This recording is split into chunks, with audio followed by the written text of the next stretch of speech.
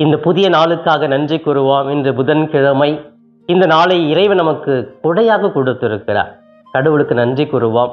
எனவே நேர்மறை எண்ணங்களோடு நம்பிக்கையோடு கடவுளின் கரத்தை பிடித்து பயணிப்போம், மகிழ்ந்திருப்போம்.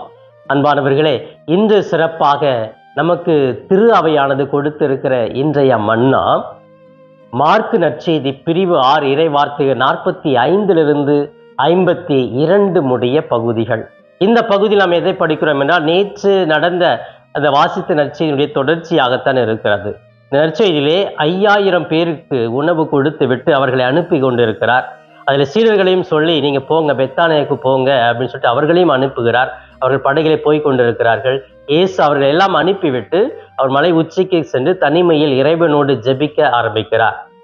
4ஆம் காவல் வேளையிலே திடீரென்று இயேசு கடல் மீது நடந்து சீடருடைய படகிலே போய் அமர்கிறார்.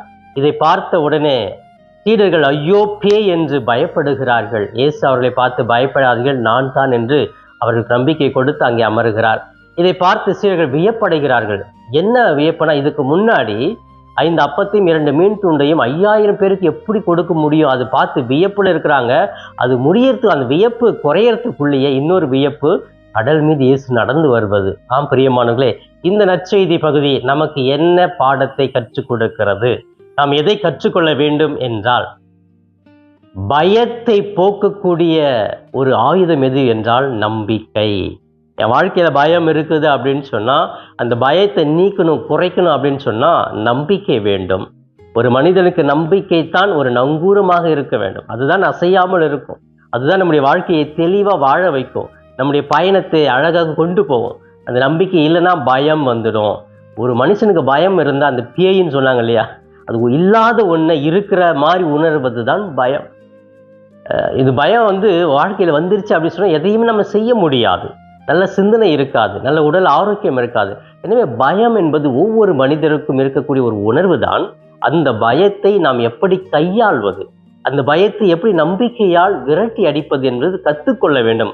அதற்கு தான் இயேசு இந்த நேரத்திலே சீடர்களுக்கு, ஏன் அஞ்சுகிறீர்கள், ஏன் பயப்படுகிறீர்கள், நம்புங்கள், நான் தான், உங்களுடைய பயத்திலே நான் இருக்கிறேன் என்று நம்புங்கள், நான் உங்களோடு இருக்கிறேன் என்ற நம்பிக்கை உங்களுக்கு மிகுதியாக்க வேண்டும் என்று சொல்லி இயேசு சீடர்களுக்கு பணிப்பதாக இந்த பகுதி அமைந்திருக்கிறது. அன்புக்குரியவர்களே, நம்முடைய வாழ்க்கையிலே இப்படிப்பட்ட இடர்பாடுகள் உண்டு, ஒரு துன்பங்கள் உண்டு, துயரங்கள் உண்டு. அந்த நேரத்தில் இறைவன் நம்மோடு இருக்கிறார் என்ற நம்பிக்கையும் நாம் கற்றுக்கொள்ள வேண்டும். அப்ப அந்த படகுல இருந்தவங்க இரவு நேரத்துல திடீர்னு ஒருத்தர் வராருன்னா அந்த பிரசன்னத்தை அவர்கள் உணர்கிறார்கள். கடவுள் நம்மோடு இருக்கும் பொழுது எல்லாமே நடக்கும், அற்புதங்கள் நடக்கும்.